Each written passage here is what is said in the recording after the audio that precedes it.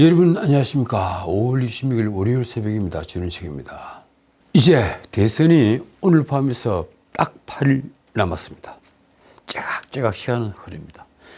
지금은 이 나라 운명을 결정하는 체제 전쟁 중입니다. 저는 이 방송에서 공식 선거운동이 시작할 때의 선두가 투표 당일까지 뒤바뀐 적이 지금까지는 없다고 말씀을 드렸습니다. 그러나 지금 우리는 그 반전을 준비 중입니다. 그리고 거의 뒤집어졌다고 저는 믿습니다. 왜 그러면 새로운 역사가 펼쳐진다고 제가 말씀을 드리는 걸까요? 이재명은 무엇보다도 비호감도가 가장 높은 정치인입니다. 그 이준석과 1, 2등을 다투고 있죠. 아직 이준석은 젊으니까 기회가 있겠지만 이재명은 아닙니다. 가장 의심스러웠던 부울경 지역에서도 지금 낙관적인 소식이 연달아 들립니다. 다들 아시지만 이재명은 선거운동 시작 훨씬 전부터 오늘까지 아직은 선두를 내준 적이 없습니다. 솔직히 지금까지는 약간의 리드를 하고 있습니다. 조선일보 강천석 고문 칼럼은 이렇게 표현했습니다. 당선 유력이라는 40% 후반 지지율에서 당선 확실이라는 50% 전반을 밟았다가 물러서기를 반복하고 있다. 그렇습니다. 이게 한 3일 전까지 2차 토론이 있기 전까지는 이렇게 반복을 하고 있었습니다. 그런데 이제는 뒤집어지고 있다고 저는 믿는 겁니다. 그래서 제가 드리는 말씀인데 그 칼럼에서 말한 김문수 후보와 두 자릿수 가까운 격차는 이미 한 자릿수로, 그것도 아주 적은 한 자릿수로 줄어들었습니다. 강천석의 이 칼럼 제목은 이렇습니다. 이재명 제발로 내려올 수 없는 대중 독재의 사리를 오르나.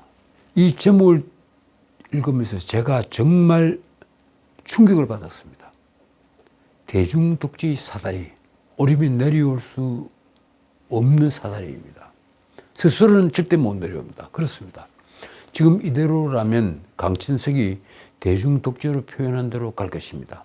상권 분립과 견제와 균형을 허물고 지지 대중 응원을 받아 헌법과 헌법기관을 무력화하는 체제, 아니 헌법과 헌법기관을 모조리 장악하는 체제, 그것이 대중 독재다. 위로부터 독재와 아래로부터의 독재를 결합한 체제다. 공직선거법 상고심 전원합의체에서 유죄 취지로 파기환송이 되자 이재명과 민주당은 대법원장과 대법관들을 탄핵과 국회 청문회 소환으로 협박을 했습니다. 그리고 파기환송심을 맡은 고등법원이 굴복을 해서 재판 연기 목적을 달성했습니다. 5월 15일로 예정되었던 변론기일은 6월 18일로 연기가 됐습니다. 그리고 이재명이 나머지 재판도 모조리 연기가 됐습니다. 이재명은 노골적으로 자신이 대통령에 당선되면 모든 재판을 중지시키고 공직선거법에서 자신이 범한 허위사실 공표죄를 사실상 사문화하는 법률도 준비했습니다. 문자 그대로 무소불위의 위인설법을 하겠다는 겁니다. 강천석은 소속 의원 101명이 입법 로봇처럼 움직였다며 이렇게 자주했습니다. 이재명 세상이 어떤 모습일지를 맛보기로 보여준 것이다. 어쨌든 넉넉한 차이로 결승점을 향해 달려가다 보니 긴장이 풀린 걸까요? 아니면 세상이 더욱 만만히 보인 걸까요? 한동안 중도 보수에게 아부를 하고 나는 중도 보수다, 민주당도 중도 보수다 이렇게 아부를 하고 기업 쪽에도 삼성전자와 SK하이닉스를 방문하는 등 귀를 여는 듯 싶던 이재명의 입이 다시 거칠어졌습니다. 이재명은 6월 3일을 응징의 시간이라고 했습니다. 누굴 응징하는가 하면 내란죄를 저질렀던 전 정권 세력을 응징하겠다 하는 얘기입니다. 그 전 정권의 세력에는 국민의힘이 모두 포함되어 있습니다. 자, 그런 이재명은 자신의 정책에 대해 틀린 부분을 지적하면 무식으로 내모입니다. 이번에도 그랬죠. 그리고 합리적으로 비판해도 왜 극단적으로 생각하느냐 이렇게 면박을 줍니다. 언론은 이런 이재명을 이렇게 비판했습니다. 이재명의 화장하지 않은 맨 얼굴은 변한 게 없다. 참 무서운 말입니다.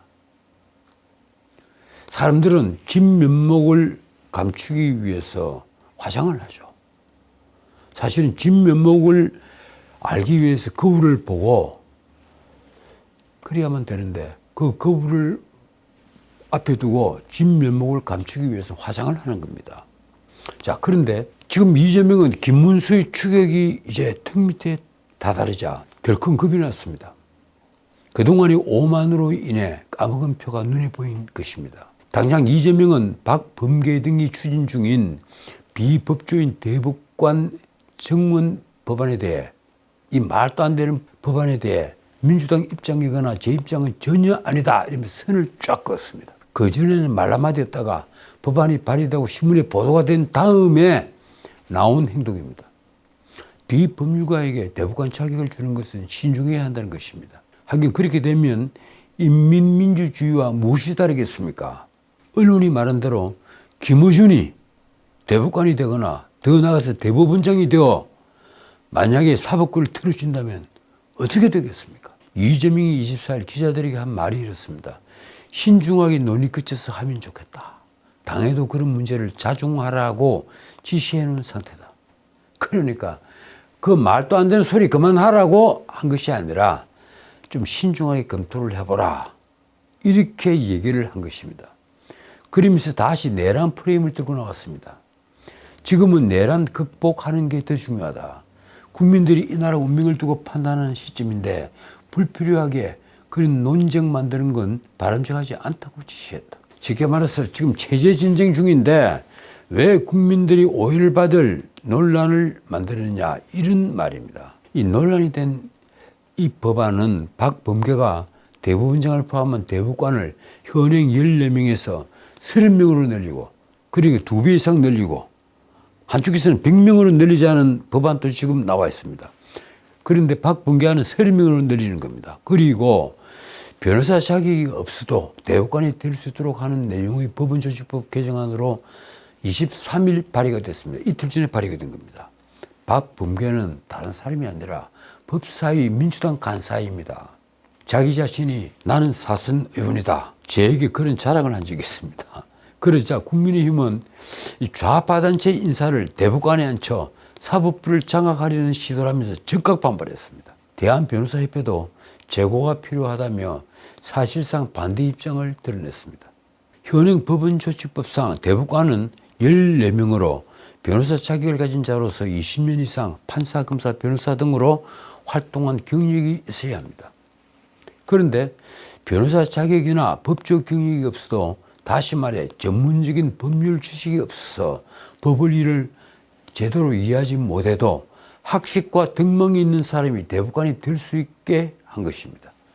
박범계 개정안은 지금처럼 변호사 자격과 법적 경력을 갖춘 대법관을 정문 30명의 3분의 2인 20인 이상으로 채우고 그리고 비법조인 대법관을 최대 10명까지 임명할 수 있게 했습니다. 박범계는 개정안 제안 이유를 이렇게 설명했습니다. 사회적 다양성과 변화의 흐름을 판결에 반영하고 대법원 신뢰를 제고하기 위한 것이다. 그렇지 않아도 한때 헌법재판관 숫자를 왕창 늘리되 한 3분의 1 정도는 명망 있는 일반인으로 하자 이런 주장을 한 사람이 있었죠. 헌법 해석을 하는데 보통 사람의 생각이 필요하다. 뭐 이런 이유를 댔습니다. 어떻든 이재명부터 이렇게 보통 사람을 대법관으로 하는 이 놀라운 법안에 고개를 젓자 민주당은 박범계 개인이 추진하는 법안이라고 했습니다. 그러나 이 역시 대법원이 최근 이재명의 공직선거법 위반 사건을 유죄 취지로 파기환송하자 민주당이 대법원을 압박하는 법안을 잇따라 추진하면서 나온 것입니다. 박범계가 어느 날 갑자기 만든 게 아니라는 얘기입니다. 최영애 국민의힘 선거대책위원회 대변인 논평이 이렇습니다. 대법관을 자신들의 입맛에 맞는 좌파 인사들로 채우겠다는 속셈이다. 이재명을 법의 심판대에 올리지 못하도록 하는 방탄 대법원을 만들겠다는 의도다. 그렇습니다. 진짜 목적은 바로 뒤에 있겠죠. 한동훈은 이 법안을 두고 24일 페이스북에서 이재명을 향해 이렇게 쏘아붙였습니다. 대법원을 협박하고 법을 바꿔서 김어준 대법원을 만들면 처벌 안 받는다고 생각하나 마음 놓고 거짓말하기로 작정한 것 같다. 이 개정안이 국회를 통과하면 유튜버 김어준도 대법관에 임명될 수 있다는 우려를 피한 것입니다. 자, 6.3 대선을 12일 앞두고 지난 주말 발표된 각종 여론조사에서 김문수 후보가 급격한 상승세를 보이는 주요 요인은 무엇일까요? 많은 언론은 범보수 진영 지지층의 결집을 꼽았습니다. 그런데 제가 다른 방송에서도 말씀을 드렸지만 국민의힘에서 후보를 경쟁했던 유력 정치인들은 김문수와 단일 대우를 이루지 못하는 듯한 모습을 보이고 있습니다. 이게 아주 놀라운 일입니다. 일선에서 선거 유세를 뛰는 사람은 나경원과 안철수 정도입니다. 김문수 후보와 경선 4강에서 겨뤘던 홍준표는 다들 아시는 대로 정계 은퇴까지 선언하면서 하와이로 출국했는데 이 공항까지 찾아온 이준석에게 아주 희한한 덕담을 남겼습니다. 이번 대선은 이재명, 이준석 양자 대결이 될 것이다. 이게 무슨 말인가요? 그리고 나서 이재명 정권 초대 총리설까지 나돌았습니다. 실제 이재명 측 인사와 접촉을 했다는 말이 꾸준히 돌기도 했습니다. 아닌 말로 아니땐 꿀떡에 연기가 나겠습니까? 급기야 그가 있는 하와이로 한때 홍준표 사단이었던 유상범 의원, 김대식 의원, 그리고 조광한 전 남양주시장이죠. 이분들이 특사단으로 파견이 됐습니다. 홍준표가 지난 21일 페이스북에 대선 끝난 후에 돌아간다는 입장이 변함이 없다는 글을 올린 뒤로 침묵을 이어가자 선대위 합류를 설득하려고 찾아간 겁니다. 그러나 홍준표는 대선 뒤에 귀국한다는 말로 그 대답을 대신했습니다. 자신이 당을 배신하면서도 당에 대해서 배신감을 느꼈다는 것입니다. 말하자면 홍준표는 국민의힘이 자신을 위해 존재해야 한다는 나르시시스트였던 셈입니다. 자, 또 한 사람, 김문수와 단일화 갈등과 후보 교체 파동을 겪었던 한덕수 전 총리. 이 한덕수도 후보 교체 파동 당시에 돕겠다고 한 약속과는 달리 일절 공개 활동을 하지 않고 있습니다. 손학규 등 한덕수와 가까운 인사들이 김문수 지원 의사를 타진했지만 한덕수는 아주 매정하게 잘랐습니다. 손학규가 도와달라 이렇게 부탁을 했는데 한덕수의 한계는 손학규에게 한 이 대답 한마디에 들어있습니다. 이렇습니다. 그냥 자인으로 살겠다.